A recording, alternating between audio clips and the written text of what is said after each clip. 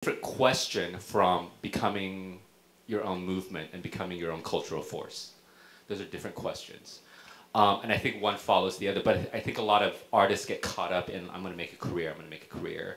And the fact is that, you know, no one's making money anyway. Whether you do residencies or, I mean, nobody's making any money. So, you know, might as well make your own path. Do we have a Wi-Fi connection, Molly? Oh, let me do hang on.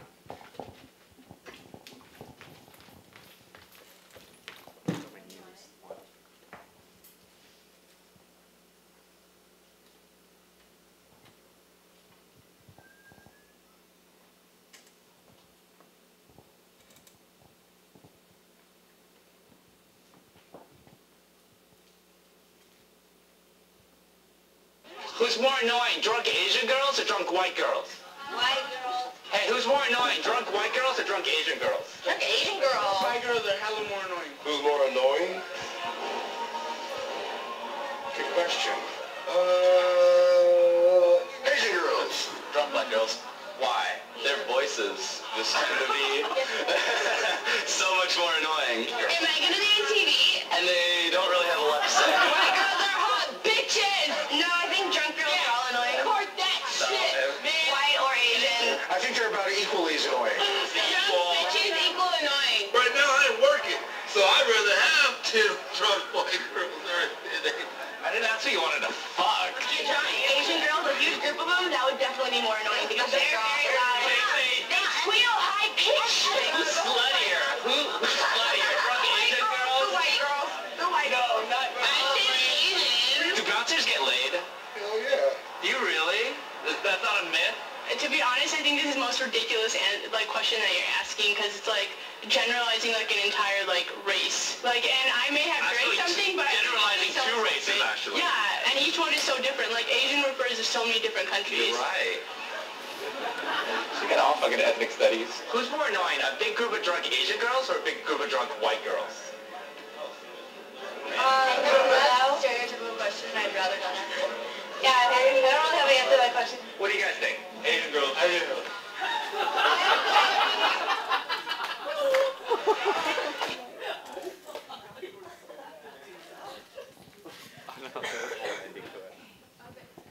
Yeah, it's okay.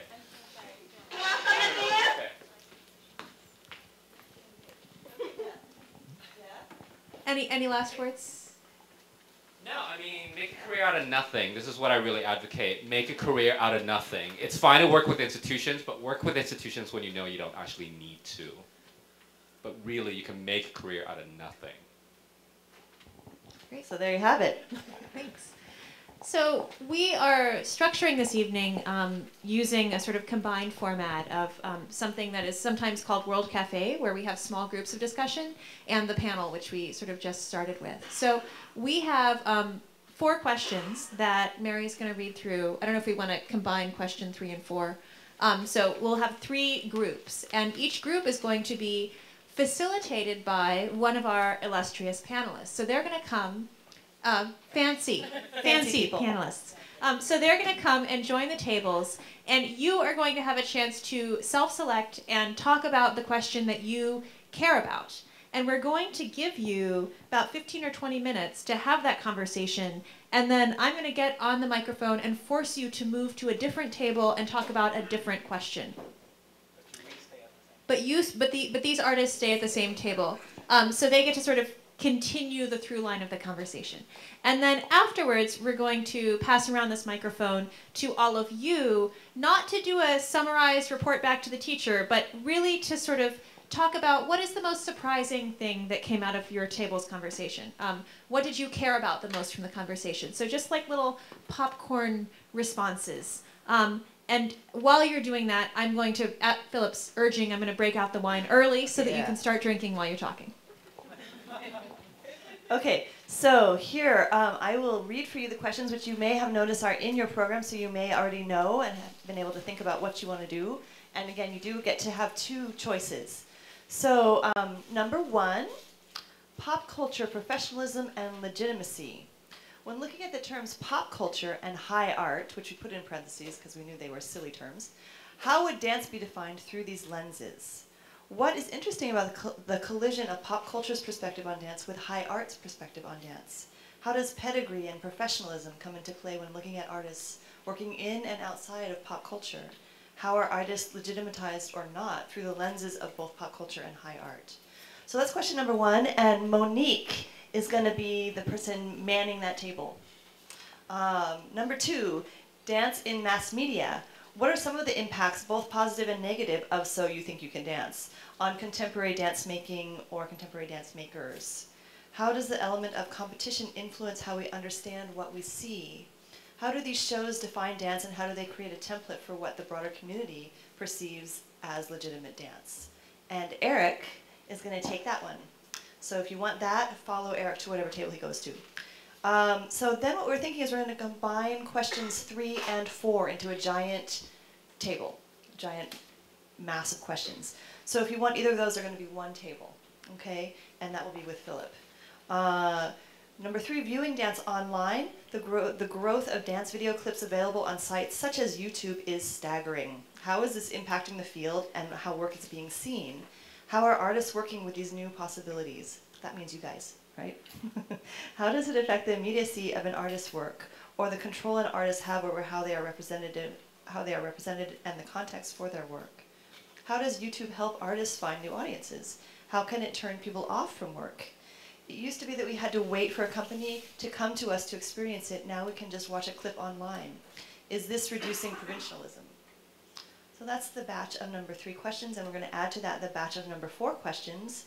Presenting work online. How does YouTube allow for DIY careers that do not rely on traditional means for artists to establish themselves and present their work? How has YouTube impacted the relevance of presenting institutions and the audience's engagement with presenting institutions? How does YouTube, in particular, when related to things like flash mobs, encourage or discourage participation in dance? So those are all going to be constellated around Phillip. Okay?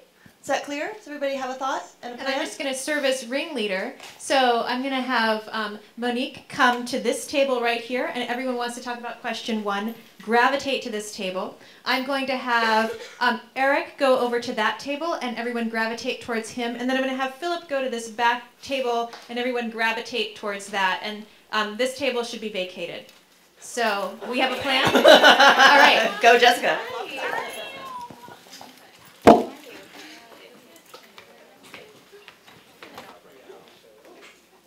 Give me a project.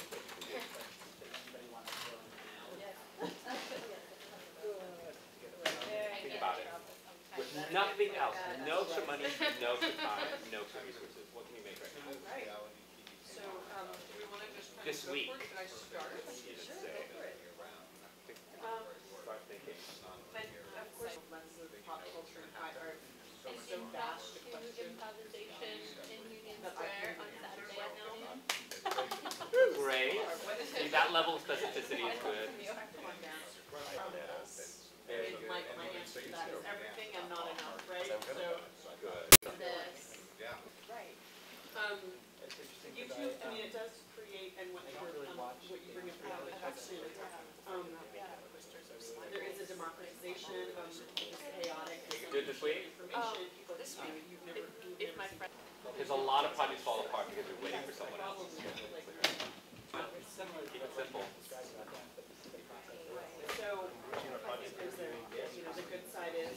On your own, do it at your house, invite 8 or 10 of your friends.